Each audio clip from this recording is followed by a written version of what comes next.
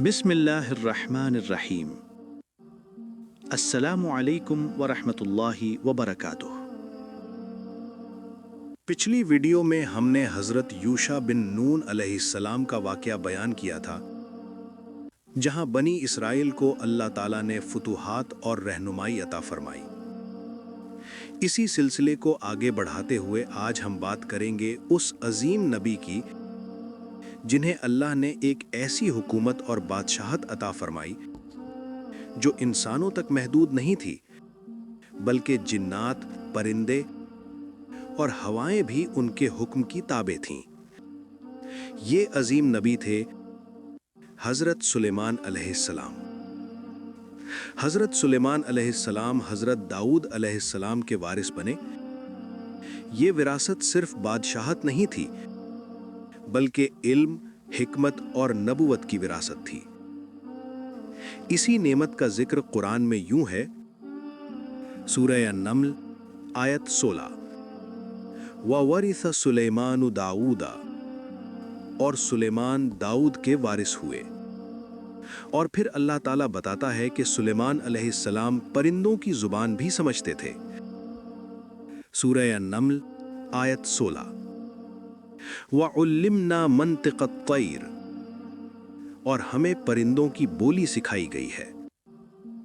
ایک دن حضرت سلیمان علیہ السلام اپنے لشکر کے ساتھ سفر میں تھے، جس میں انسان، جنات اور پرندے سب شامل تھے۔ قرآن کہتا ہے، سورہ النمل آیت 18، حَتَّى إِذَا أَتَوْا عَلَى وَادِ النَّمْلِ، یہاں تک کہ وہ چیونٹیوں کی وادی میں پہنچے تو وہاں کی ایک چیونٹی نے دور سے لشکر کو آتے دیکھا۔ وہ چیونٹی فوراً اپنی قوم، دوسری چیونٹیوں کو بلند آواز میں کہنے لگی۔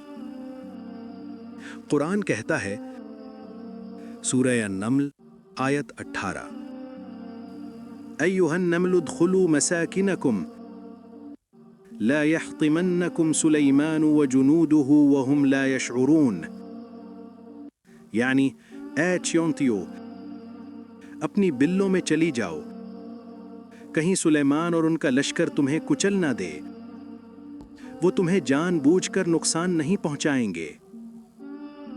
قرآن کہتا ہے، سورہ النمل آیت 19، فَتَبَسَّمَ ضَاحِكًا مِّن قَوْلِهَا، تو سلیمان اس کی بات پر مسکرا دیے۔ یہ آیت ہمیں عاجزی اور شکر گزاری کا عظیم ترین سبق دیتی ہے۔ جب حضرت سلیمان علیہ السلام نے ہدہد کو غیر حاضر پایا تو واپسی پر وہ ایک حیران کن خبر لایا۔ اس نے کہا، سورہ النمل آیت 23، انی وجدت امرأۃ تملکہم، میں نے ایک عورت دیکھی جو اپنی قوم پر حکمران ہے۔ اور اس نے کہا، سورہ النمل آیت 24، وَوَجَدتُّهَا وَقَوْمَهَا يَسْجُدُونَ لِلشَّمْسِ، میں نے دیکھا کہ وہ اور اس کی قوم سورج کو سجدہ کرتی ہے۔ حضرت سلیمان علیہ السلام نے ملکہ سبا کو خط لکھا۔ قرآن کہتا ہے، سورہ النمل آیت 30، انہ من سلیمان وانہ بسم اللہ الرحمن الرحیم، یہ خط سلیمان کی طرف سے ہے اور اس میں اللہ کے نام سے آغاز ہے۔ جب ملکہ سبا سلیمان علیہ السلام کے دربار آنے کے قریب تھی، قرآن کہتا ہے، حضرت سلیمان نے فرمایا، سورہ النمل آیت 38، ایکم یاتینی بعرشہا، تم میں سے کون ہے جو اس کا تخت میرے پاس لے آئے؟ ایک طاقتور جن بولا کہ وہ اسے تھوڑی دیر میں لے آئے گا، لیکن پھر ایک ایسی ہستی جسے اللہ نے خاص علم دیا تھا، اس نے کہا، سورہ النمل آیت 40، انا آتیک بہ قبل ان یرتد الیک طرفک، میں اسے لاتا ہوں اس سے پہلے کہ آپ کی نظر پلٹ کر واپس آئے۔ اور قرآن کہتا ہے سورہ النمل آیت 40 فَلَمَّا رَآهُ مُسْتَقِرًّا عِندَهُ، اور جب سلیمان نے دیکھا کہ تخت ان کے سامنے رکھا ہوا ہے۔ یہ قرآن کا کھلا ہوا معجزہ ہے کہ ملکہ سبا کا تخت ایک پل میں سلیمان علیہ السلام کے محل میں پہنچا دیا گیا۔ ملکہ سے کسی نے زبردستی نہیں کی تھی، ملکہ خود اپنی مرضی سے اور حکمت کے ساتھ آئی تھی۔ جب اسے اندر آنے کی اجازت ملی، وہ آہستہ آہستہ چلتی ہوئی حضرت سلیمان علیہ السلام کے عظیم الشان محل میں داخل ہوئی۔ محل کا فرش اتنا صاف شفاف تھا کہ ایسے لگتا تھا گویا اس کے نیچے پانی بہہ رہا ہے۔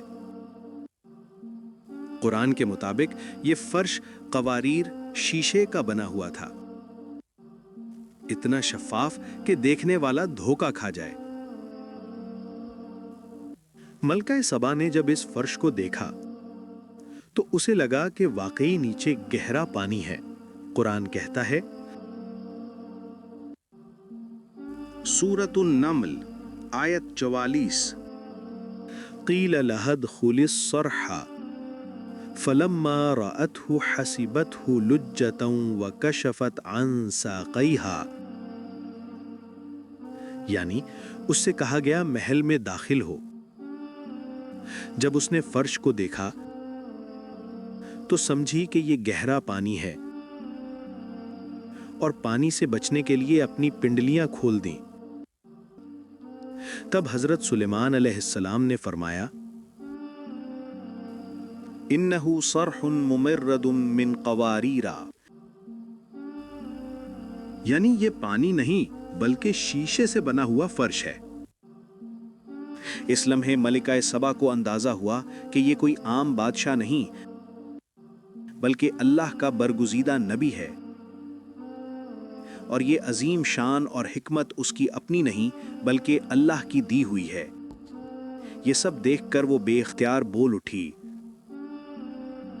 قرآن کہتا ہے سورۃ النمل آیت 44 ربی انی ظلمت نفسی واسلمت مع سلیمان للہ رب العالمین، یعنی اے میرے رب، بے شک میں نے اپنی جان پر ظلم کیا اور اب میں حضرت سلیمان کے ساتھ مل کر اللہ رب العالمین کے سامنے سر تسلیم خم کرتی ہوں۔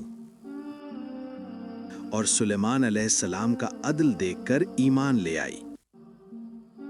حضرت سلیمان علیہ السلام کی پوری زندگی ہمیں یہ سکھاتی ہے کہ طاقت اصل نہیں، حکمت، شکر، عاجزی اور انصاف اصل عظمت ہے۔ ہدایت زبردستی سے نہیں بلکہ دلیل، اخلاق اور سچائی سے ملتی ہے۔ اگر یہ واقعہ آپ کو پسند آئے تو اسے آگے شیئر کریں، کیونکہ علم دین پھیلانا صدقہ جاریہ ہے۔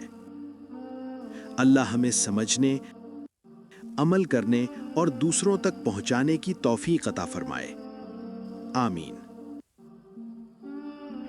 اگر آپ کو ویڈیو پسند آئی ہو تو لائک کریں، شیئر کریں اور کمنٹ بھی کریں۔ چینل کو سبسکرائب کرنا مت بھولیں۔